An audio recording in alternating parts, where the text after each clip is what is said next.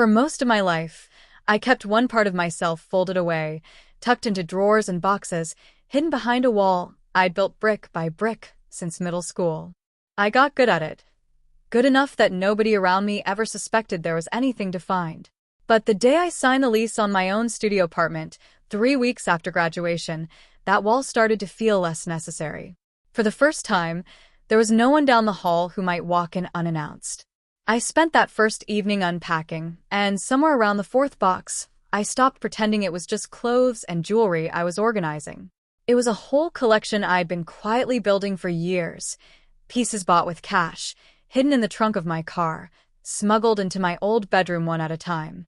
Spread out across my new bed, it looked less like a hobby and more like the outline of a person I hadn't let myself become yet. My name's Marcus. 22, 5'7". Dark hair I always kept a little too long for my manager's liking. I'd just started as a floor associate at a mid-sized home goods chain, not glamorous, but steady, and steady was what I needed while I figured the rest of my life out. I drove a car with 140,000 miles on it, had a little over $1,000 saved, and owned exactly one real dress at that point.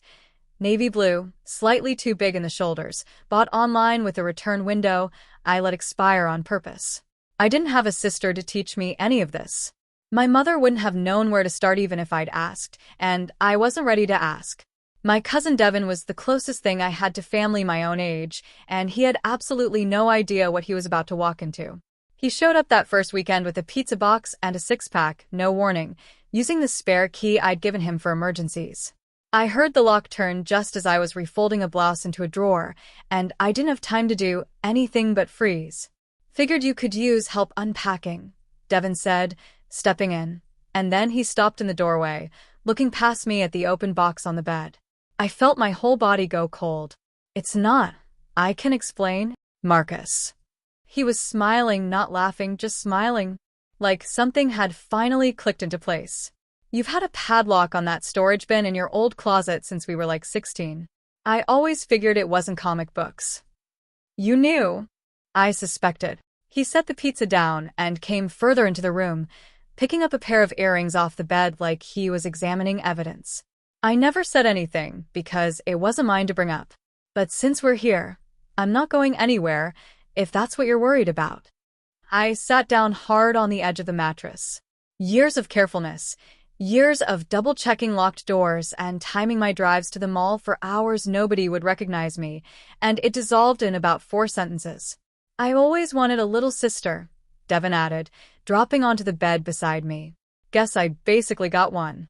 Late, but I'll take it. I didn't have words for what I felt. Just something enormous and unfamiliar loosening behind my ribs. Relief, maybe, or something bigger than relief. The specific feeling of being fully seen and not losing anything for it. From that day forward, everything I bought felt less like collecting and more like building. Every blouse, every pair of shoes, every cheap necklace from the discount rack was one more piece of a person I was slowly assembling in real time. Standing at my bathroom mirror one night in nothing but underwear, I went through the ritual carefully, shaving close, moisturizing, watching in the glass as the version of me that went to work every day faded a little further into the background. I'd started calling her Mara somewhere around the second week, the name arriving almost on its own the way names sometimes do. Devin coached me through makeup like it was a project he'd taken personal ownership of.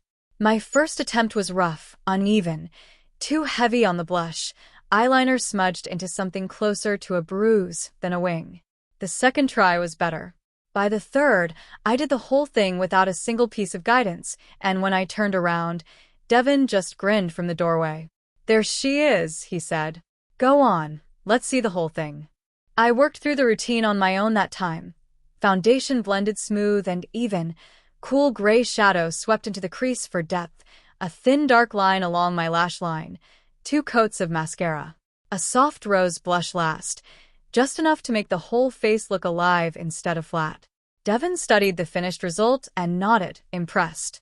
You're picking this up faster than I thought you would. Hearing that landed somewhere warm in my chest. Next came the dress, a deep burgundy wrap style that clung at the waist and stopped well above the knee, bolder than anything hanging in my closet up to that point.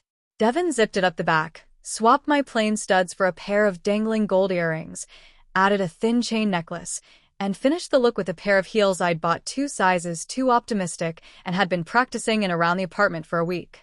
Nails, he said, like he'd just remembered the last piece. He had press-ons and a bottle of deep red polish laid out on the kitchen table like he'd planned this in advance. Watching my hands turn into something I didn't quite recognize was its own small miracle. Relax your shoulders, keep your chin level, and don't overthink your walk, Devin told me while the polish dried. Nobody's staring as hard as you think they are. Easy for you to say, I said, laughing despite the nerves. If anyone talks to you, just be normal. You'll be fine. When I finally checked the full picture in the hallway mirror, dress, jewelry, heels, the works, the person looking back wasn't wearing a costume. She was just Mara. Fully, unmistakably real, in a way I'd never quite managed to feel on my own.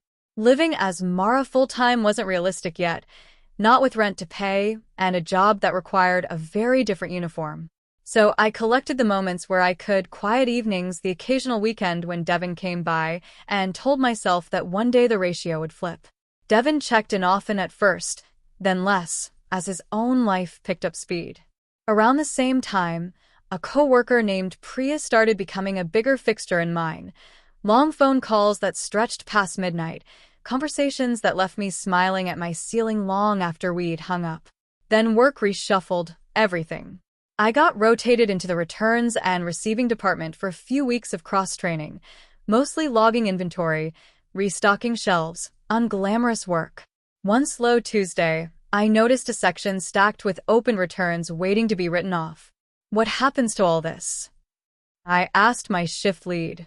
Gets hauled to the dumpster once a month, he said, barely looking up. Open box, no resale value. Company eats the loss. Curiosity got the better of me on my break.